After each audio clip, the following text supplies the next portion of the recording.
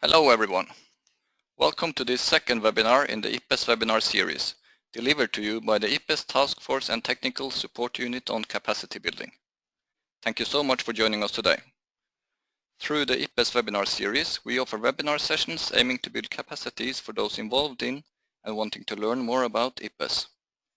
A total of 10 webinars have been tentatively planned as part of the series during 2016.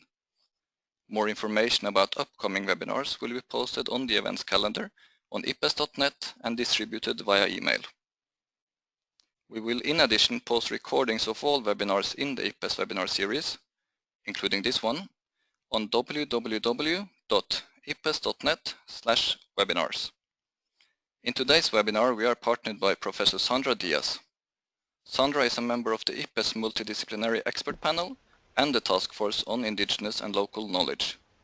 She will present for us today on the IPBES Conceptual framework, which she has played an instrumental part in developing. Before continuing to the presentation, I have a few points on housekeeping for today's session. A PDF version of the presentation has been made available for you in the webinar interface under Handouts.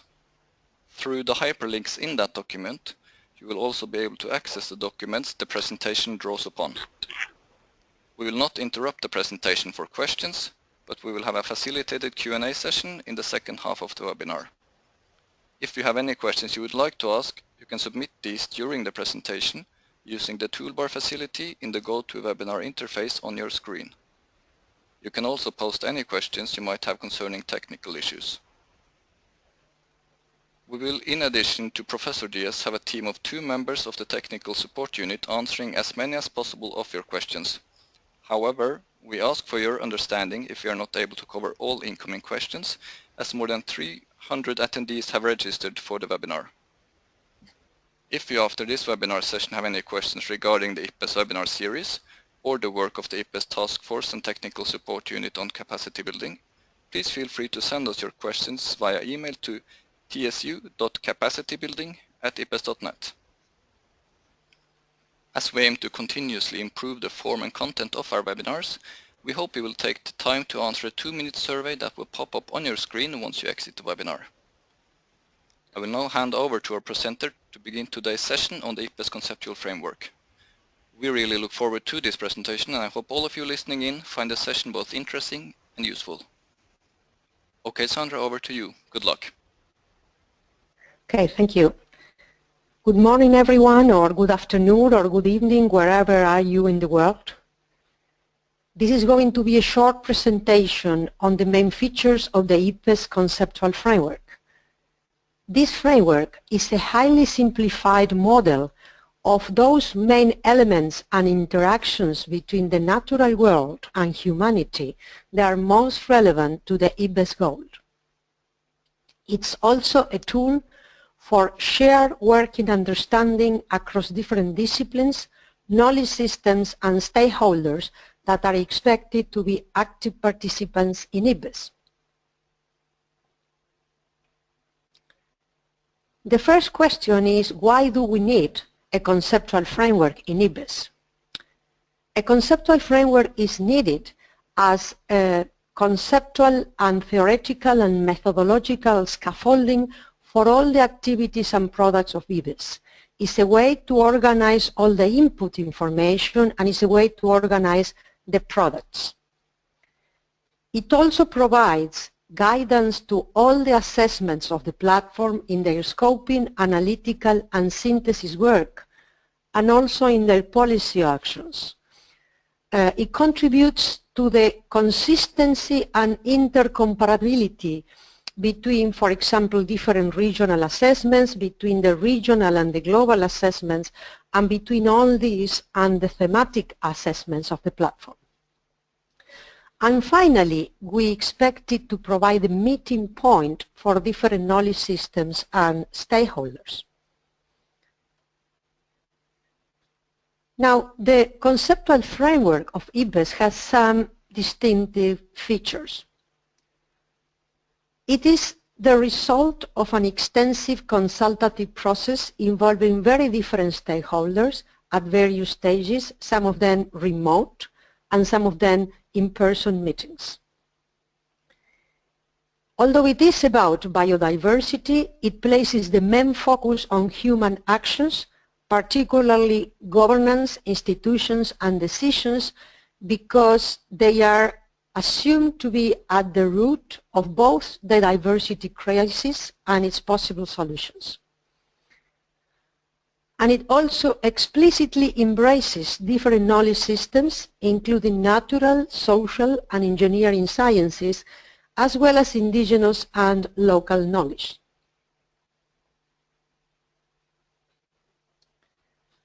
And this is the graphical representation of the conceptual framework. You can see it's rather simple. It has only 6 major elements represented in boxes, and they are connected by only 10 arrows, of which we are going to concentrate mostly in 8 of them.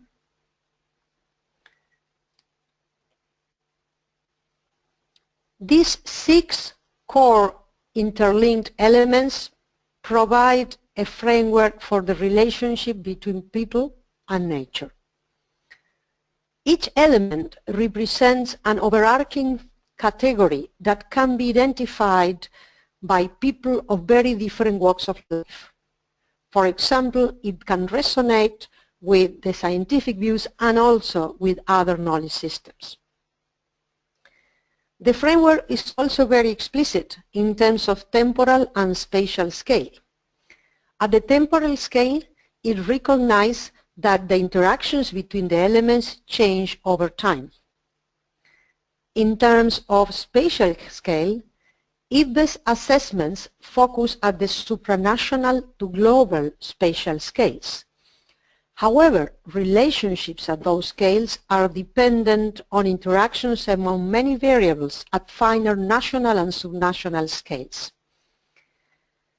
And the conceptual framework also recognizes that cross-scale processes are actually rather common. These are phenomena at any scale that can be also influenced by phenomena at broader or final scales. Now, one interesting feature of the conceptual framework is that it's designed to be a sort of Rosetta Stone for concepts relating the links between nature and people. As many of you may know, the Rosetta Stone contains approximately the same paragraph written in 3 ancient languages, and this unlocked the possibility of deciphering the Egyptian hieroglyphs. In the same way, we expect the IPBES conceptual framework to be some sort of communication and translation tool between different disciplines and between different knowledge systems.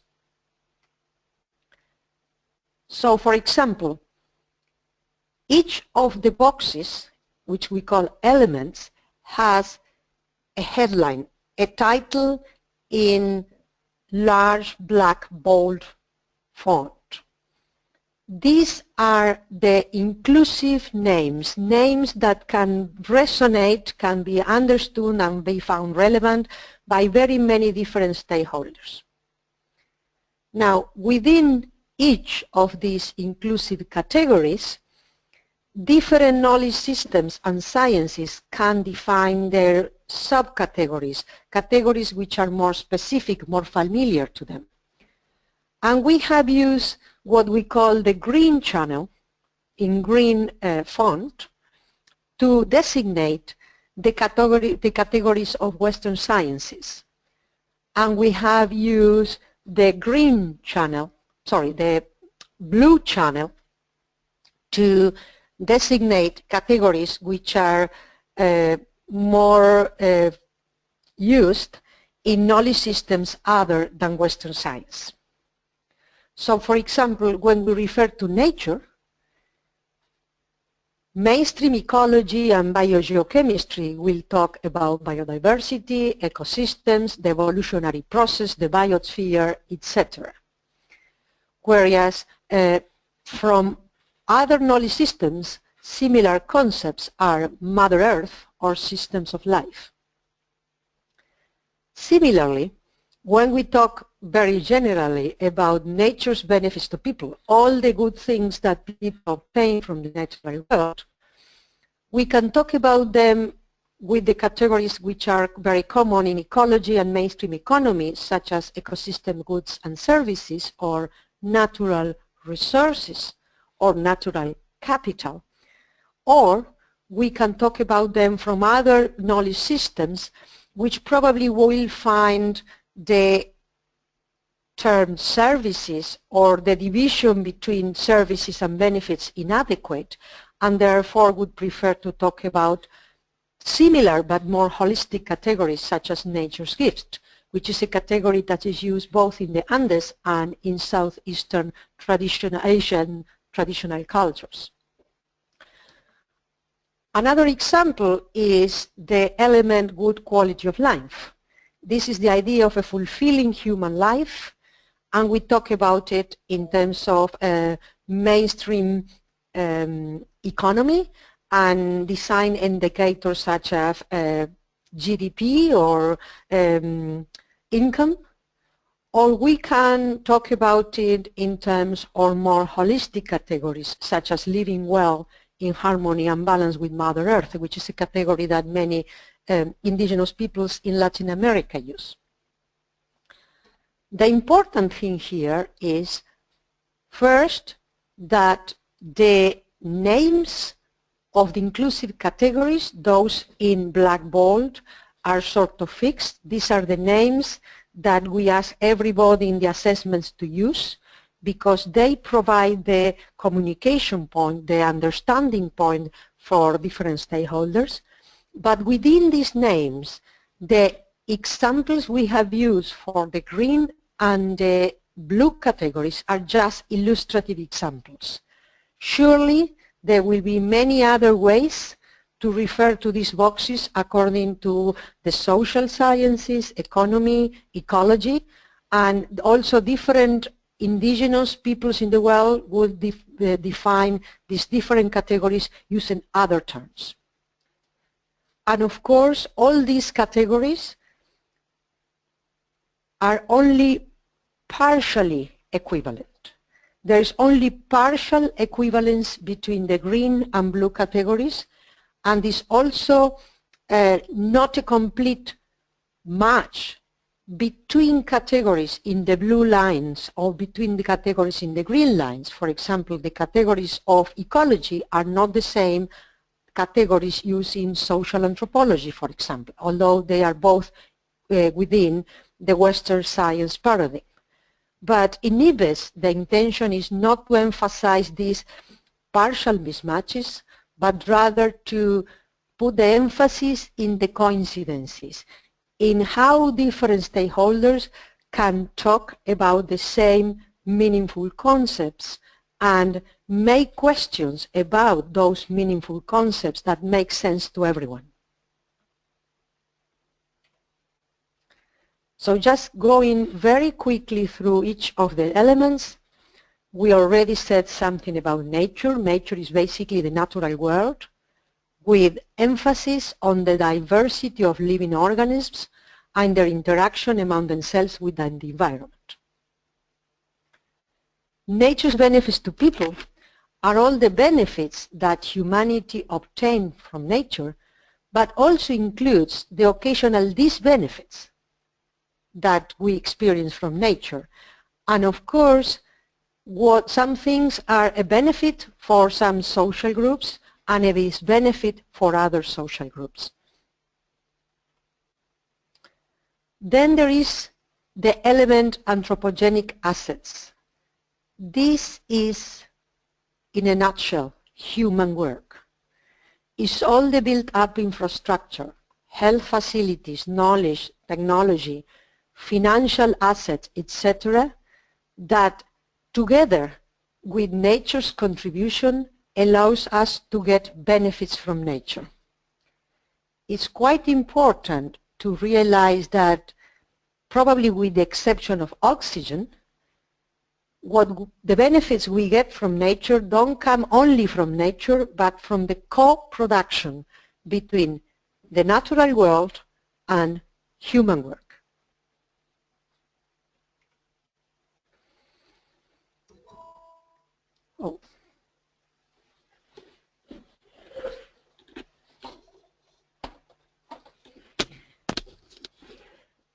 Institutions and governance systems and other indirect drivers are the ways in which societies organize themselves and their interactions with nature and the resulting influences on other components.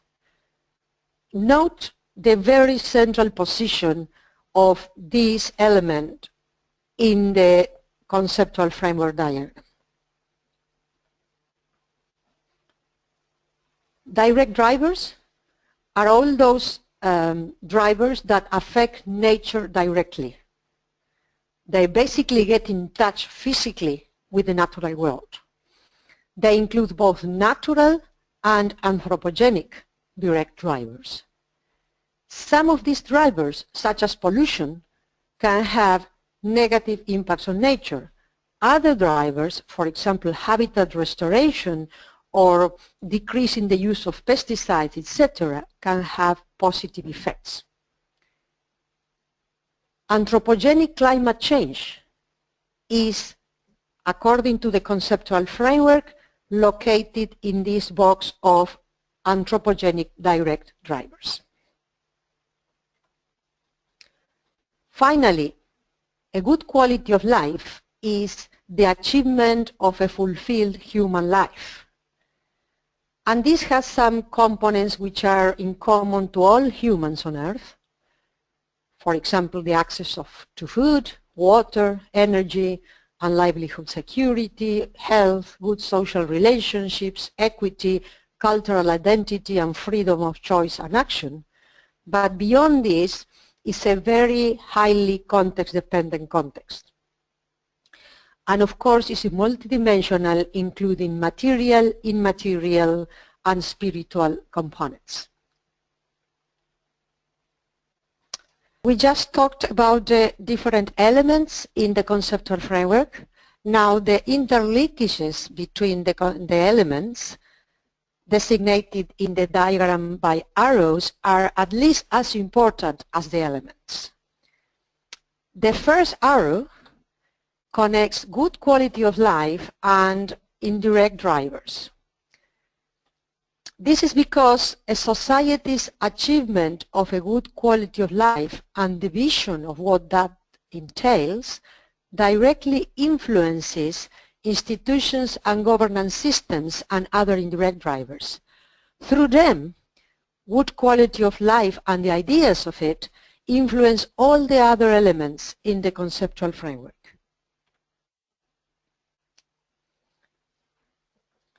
Now, arrow 2 refers to the fact that the root causes of direct anthropogenic drivers that affect nature are institutions and governance systems and other indirect drivers. For example, economic and demographic growth and lifestyle choices are indirect drivers that influence the amount of land that is converted to food crops. And this, of course, has strong effects on nature.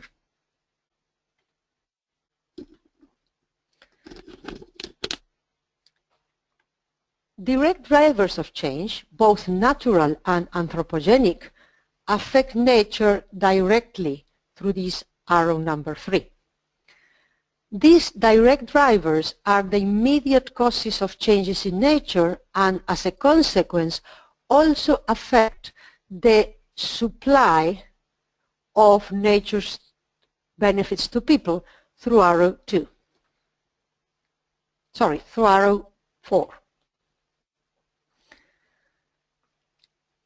Now, institutions and governance systems and other indirect drivers not only affect nature and its benefits through anthropogenic drivers. They also affect the interaction and balance between nature and anthropogenic assets in the co-production of nature's benefits to people. For example, by regulating urban sprawl or agricultural areas, or by regulating how is land inherited and therefore how much is subdivided over generations. The links between nature and anthropogenic assets are sometimes positive in the coproduction of nature's benefits. In this case, they follow these arrows 7 and 6. But when these links are negative, they affect nature through the arrows 2 and 3, this other loop, through direct drivers.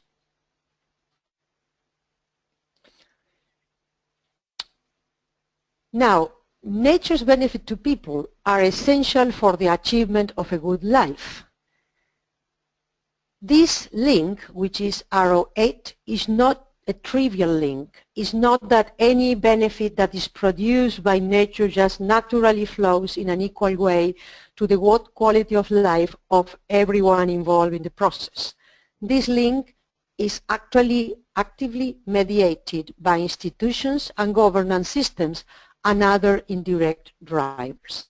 For example, economic incentives, such as taxation and subsidies, different regimes of the property of the land, different regimes to access to forestries and fisheries, who can harvest what is the accepted technology and the accepted timing for different harvest practices or hunting practices, are all effects on how institutions regulate the flow of benefits between nature benefits to people and good quality of life of different social actors.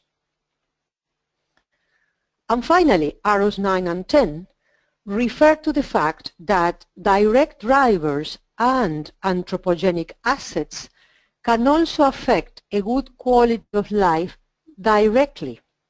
For example, an earthquake can destroy houses and lives, or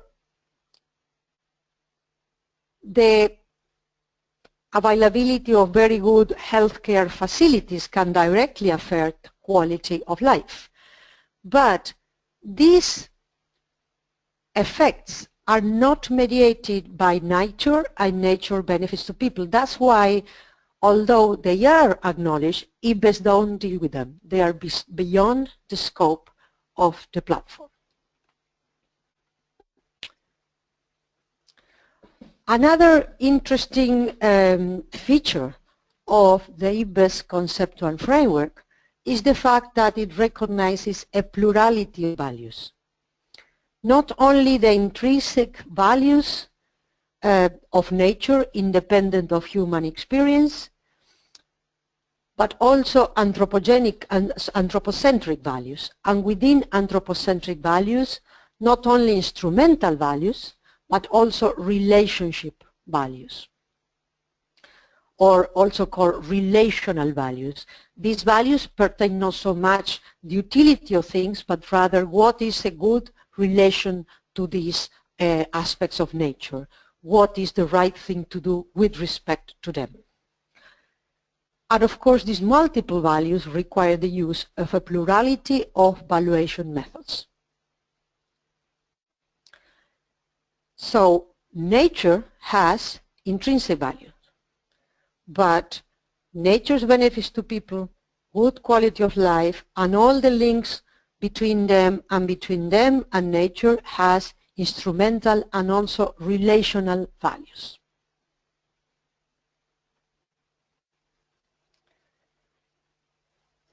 This is in a nutshell the main features of the conceptual framework. Now, when applying the conceptual framework to an assessment within IPBES or beyond it, there are a number of steps that can be followed that makes this application easier. The first thing we recommend is to begin with the diagram of the conceptual framework and intend a mapping exercise in which you try to give specific content to each of the boxes and each of the arrows within the specific context and objective of your assessment exercise. You may find that some particular elements and arrows need to be emphasized more strongly, but we also encourage you to consider all the elements and the arrows to provide proper context to your exercise.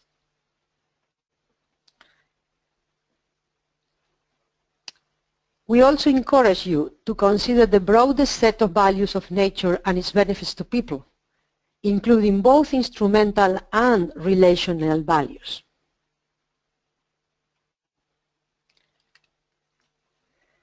And also identify right from the start the different disciplines and knowledge sources to be used in your assessment. This is very critical because many assessments rely on a very small, a very narrow selection of expertise. It's important to incorporate experts from natural, social, and other sciences, as well as from knowledge systems other than science, such as indigenous and local knowledge holders. And it's also important to define right from the start the right spatial and temporal scale of the assessment. IPBES assessments are done at the supranational to global assessment, but the conceptual framework can also be applied at finer scales.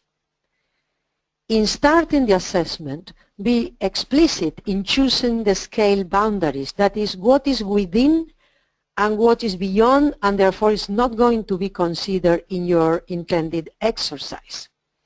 But at the same time, bear in mind that issues at other scales can influence the main target of the assessment. For example, in a regional assessment, global trade regulations will need to be considered as a cross-scale indirect driver, even if you are not going to deal with it in detail.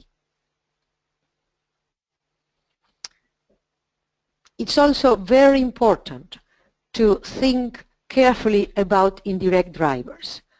Many assessments about biodiversity and ecosystems focus on the direct drivers only.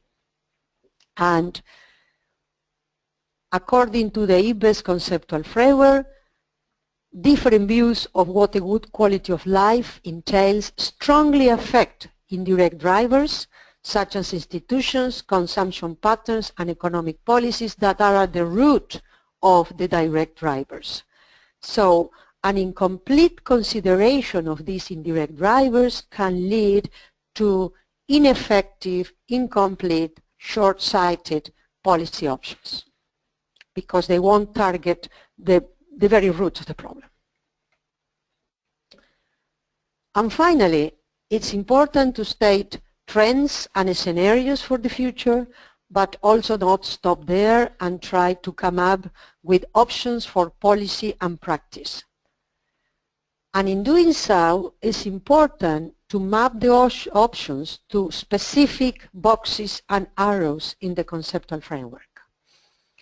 And if you discover that some of the arrows and boxes don't contain any policy options, it may be because it has to do with the objective of the assessment.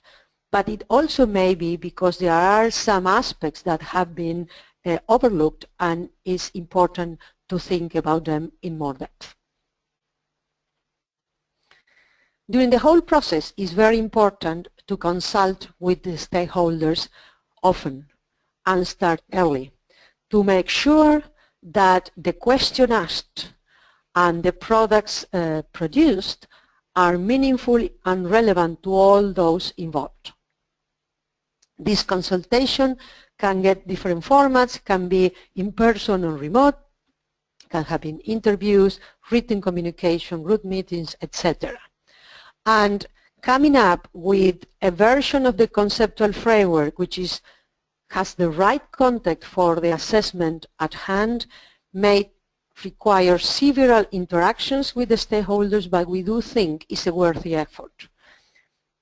And that is because having the specific conceptual framework for your exercise will not only guide the assessment, but can also guide the implementation stage and can serve as a very effective communication tool to keep all contributors in the loop and also to communicate to a wider audience.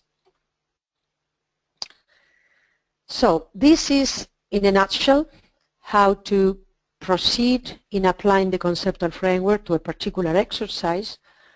Now we would like to briefly show an example of application of the conceptual framework to one of the recent products of IPBES, which is the thematic assessment on pollinators, pollination, and food production. What was the specific content of the box nature in the case of the pollinators assessment? Here we place pollinators, pollinator-dependent cultivated and wild plants, and all their interactions among themselves and with the ecosystem they inhabit. And among the pollinators there are of course bees and also a wide range of wild animals. What would be the specific content of the nature's benefits to people box? This would include food, fiber, building materials, medicines, and other products and services derived from pollinator-dependent plants. Also honey and other hive products, as well as some immaterial, cultural, and aesthetic aspects.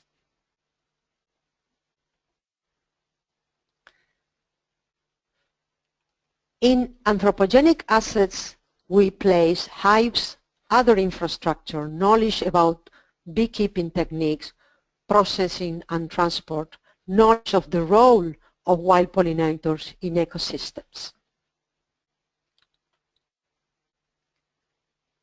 In institutions, governance, and indirect drivers, we included international laws, global and national markets, commercial and sanitary regulations on bee colonies and products, agri-environmental schemes, customary rules, and international, regional, and local pollinator initiatives.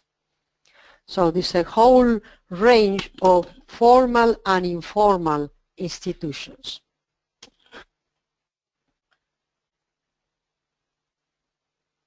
Indirect drivers, we consider all these factors that directly affect pollinator populations.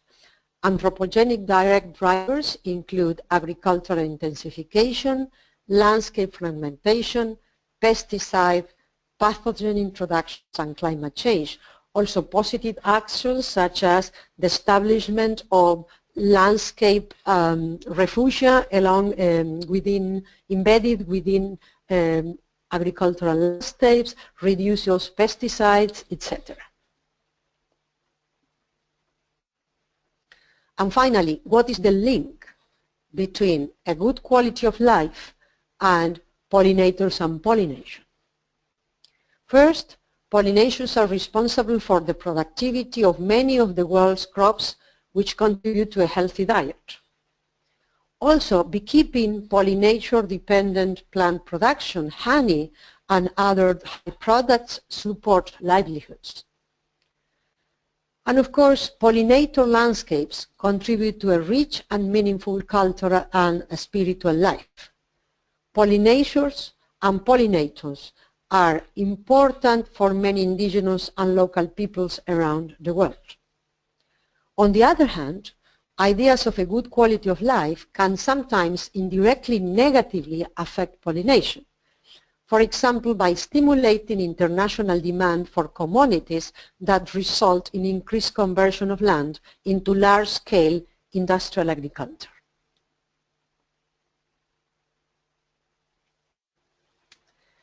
This, in a nutshell, is how to conceive the IPBES conceptual framework and how to apply it to a case study. I will finish showing a number of other resources we have produced. They are all openly available in the IPBES website, and they contain plenty of information about the theoretical and methodological and empirical basis for the conceptual framework, as well as very particular and very specific instructions of how to apply it and a number of worked out examples. And with that, I finish. Thank you very much. Thank you very much for that, Sandra. An interesting presentation on the IPBES conceptual framework. We will move on now to questions. We have received a wide number of questions, so we'll just jump right into it. Firstly, Sandra, we have gotten a question from someone asking if you could elaborate on the role of ecological restoration, ecological rehabilitation, and the larger concept of restoring natural capital in the IPBES conceptual framework. Okay, well, this is actually an excellent question, which really illustrates the spirit of the conceptual framework. If you were thinking of restoration as basically just the planting of the trees, so to speak, then that would be contained in arrow 3 that connects direct drivers with nature. But if you think of restoration as many people think about it now as socio-ecological restoration, so it's a restoration not only of the natural fabric but also the social links with the land, then restoration would imply examining what have been the indirect drivers of the system that needs restored and what has to happen not only at the level of direct drivers but also at the levels of institutions, of anthropogenic assets, and of flow of ecosystem benefits to quality of life in order to restore this socio-ecological link. Okay, thank you, Sandra. So in a second question we have someone asking, how similar do you consider the IPBES conceptual framework to be to the social ecological framework developed by Ostrom and others? Okay, the conceptual framework builds on a number of other frameworks coming from different sciences. For example, in the natural and economic sciences build strongly in the Millennium Ecosystem Assessment Framework. In the institutional and social aspects, it builds very strongly in the Ostrom conceptual framework. It just makes it a little bit more explicit in terms of the details of the links between ecosystems and biodiversity. But I would say it's fully compatible with it. Okay, thank you. And also a third question.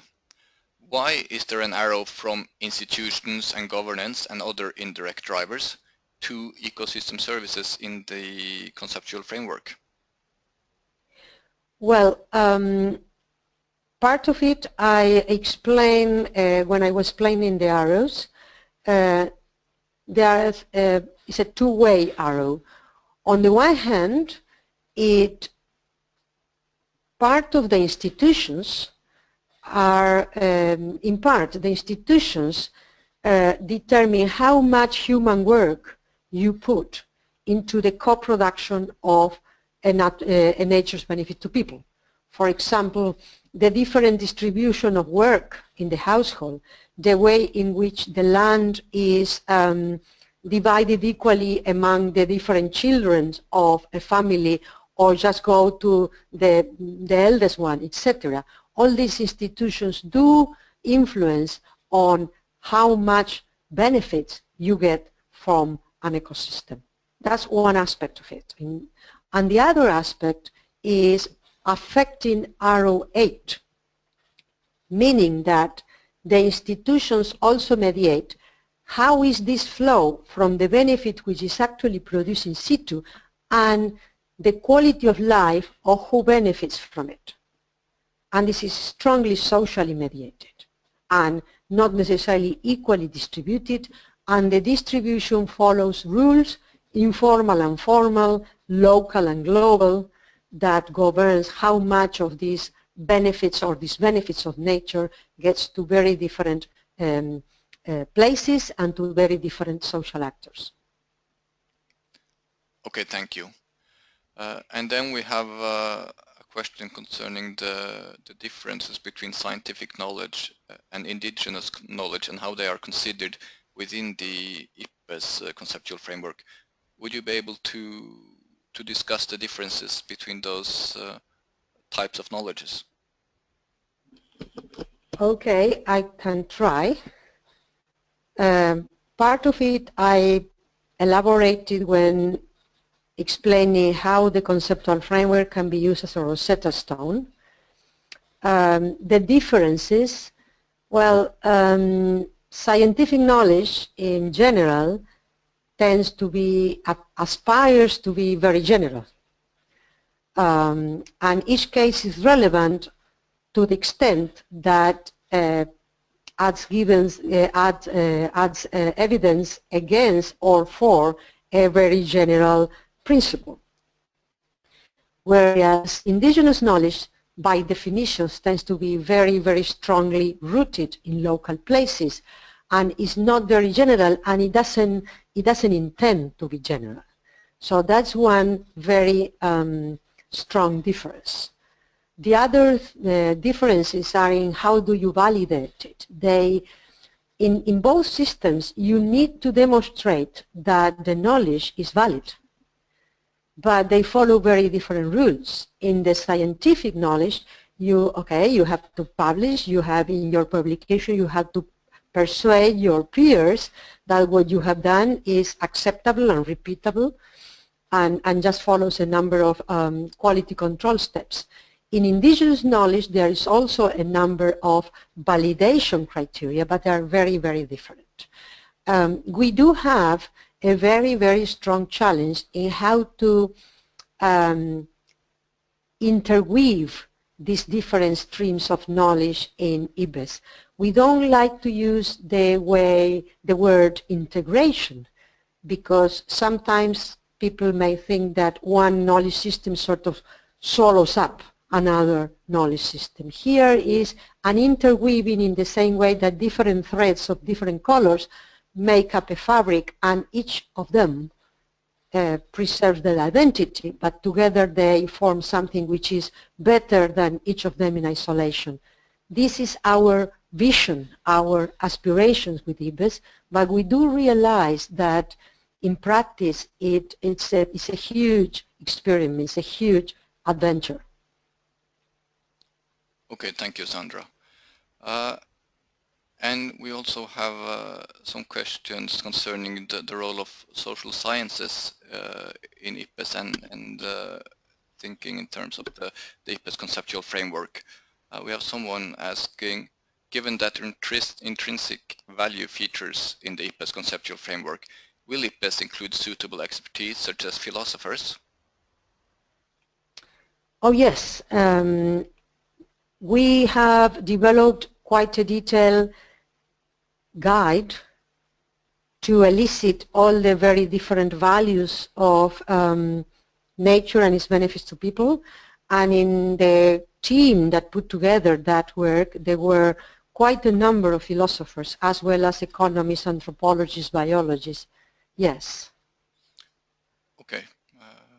And then on a related note, we have a question from someone who recently read that IPBES lacks social scientists, and that a potential explanation was that in IPBES the terms ecosystem services are used, whereas social scientists use other terms.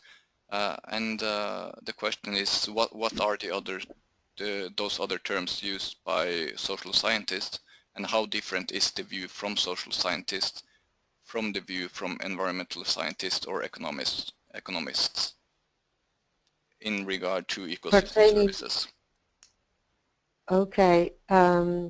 Well, ecologists call it ecosystem services. Ecological economists call it ecosystem goods and services, and some people call it benefits. Some social scientists call it natural resources. Some other bunch of economists call it natural capital. And again, some social scientists that are quite embedded in anthropological ethnographic work, particularly with indigenous communities, just sort of rejects the word services, and they use the categories of the indigenous people, such as the gifts of nature. But again, we understand that beyond all these differences, which are of course important and respectable difference, are these common idea that everyone in the planet can understand, that there are things which are often good for us, sometimes bad for us, that come mostly from nature, or at least is something that we cannot just obtain from human work quite independently from nature. So I think that the notion should be transparent also to social scientists. Okay, thank you. And we have another question asking you, what do you think about the relationship between the GBO reports and the IPBES series of evaluation reports? Okay, great question. GBO reports and the IPBES reports are going to be very well coordinated. The GBO reports aim to produce a state-of-the-art, mostly in terms of the achievement of the different targets that the CBD sets for itself. So, for example, the next GBO is going to be specifically about the Aichi targets. Now, what IPBES, particularly IPBES Global Assessment, is going to do is to provide the basis material for the CBD in the GBO to assess whether each of the targets has been achieved or not. So, for example, IPBES is not going to decide in its report whether Aichi target number 5, so to speak, has been achieved, yes or no, to what degree, but will specifically provide the raw material in its report for the CBD to have enough empirical basis, hopefully, to decide whether the target is going to be achieved or not. So they are very tightly coordinated. The idea is not to duplicate effort, rather to make them synergistic. Okay, thank you. To the next question, we have someone asking, a multiple evidence space has been proposed as a parallel approach for the various knowledge systems. Will it be used and how? Well, personally, I think it's an extremely valuable approach, and my analogy of using the different threads in a fabric, which together form the fabric, which is better than each of the individual threads, but each thread sort of maintains its own identity and its own rules. I think that is pretty much compatible with the multiple evidence base. So I think there's an intention, a strong intention, a strong attempt to use it. But as I said, this is all new territory for all of those involved in IPBES. This idea of interweaving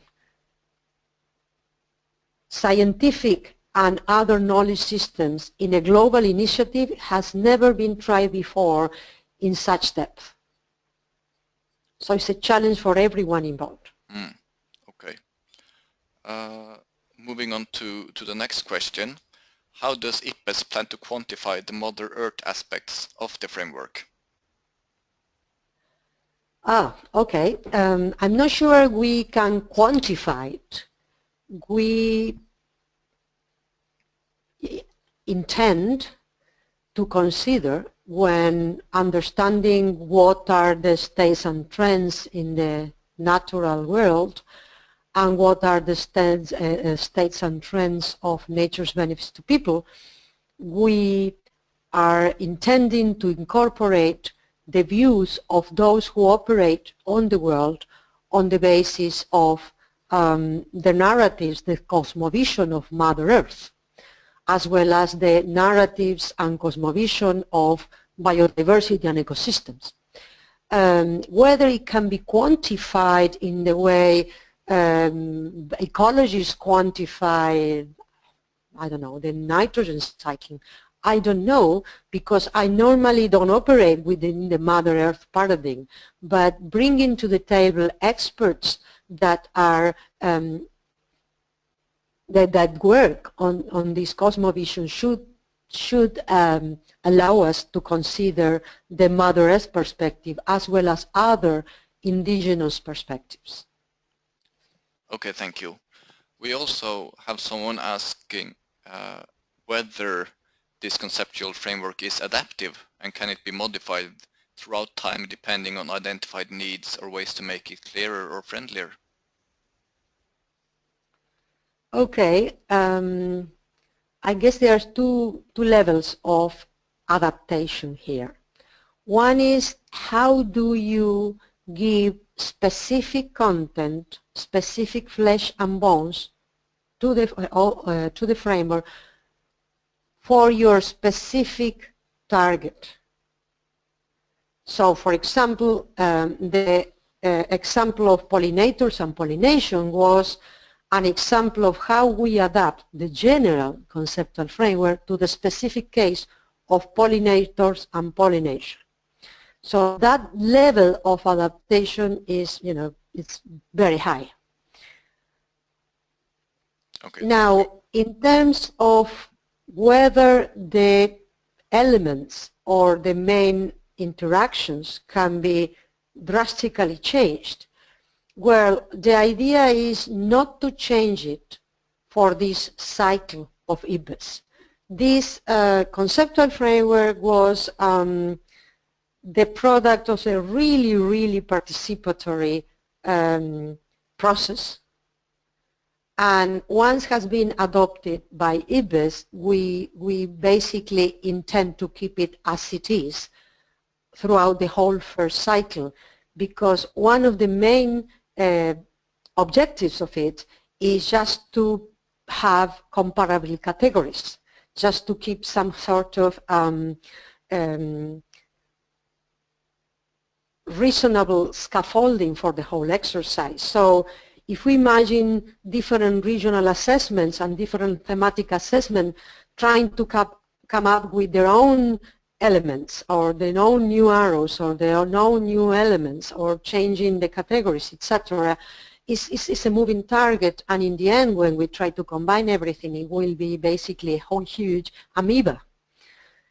So the adaptability will be in the next stages of IPBES. Once we complete this cycle, all the lessons learned, all the things we think should be changed, should be improved, should be scrapped from this framework, can be taken into consideration to build the next generation of IPBES conceptual framework. So in this scale and in this context, yes, it is of course adaptive. Okay, I will include just one last question before we end, and that is, given that IPBES recognizes a plurality of values, how will IPBES map and report on the intrinsic values of nature and how they must affect and influence institutions and governance? Are you able to say something about that at the end? Well,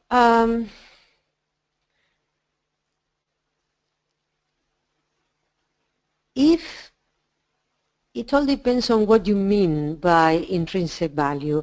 If you are very strict in your philosophical definition of intrinsic value, this is the value of nature, quite irrespective from any human valuation or even consideration. So although we philosophically recognize it, there's not much you can do about it. You cannot quantify intrinsic value, but because by definition it's independent from human valuation. So All we can do is acknowledge it. And we work with the relational and instrumental values. Now, some people put other values like my conviction that for example, people being convinced that nature is worth keeping for the future, even if you are not going to see it. People who think that nature should be kept because it's the fabric for the evolutionary process, or nature should be kept because our duty towards other living beings. All these values that don't look very utilitarian in principle are, in a sense, human values, because they have to do with those things that we think are good. So there's not much what evaluation can do with the purely intrinsic value of nature other than recognizing it. I realize it's a philosophical distinction, but to be strict, we have to make it. Okay, thank you. I think now that we have our allotted time slot, and I just want to say thank you for your participation and for all of the interesting questions submitted to Sandra. And we apologize again for not being able to cover all of your questions during today's session. We will, however, draw on the input that we have received from the questions in planning future webinars in the series. If you would like to download the PDF version of this presentation, it has been made available for you in the GoToWebinar interface under Handouts.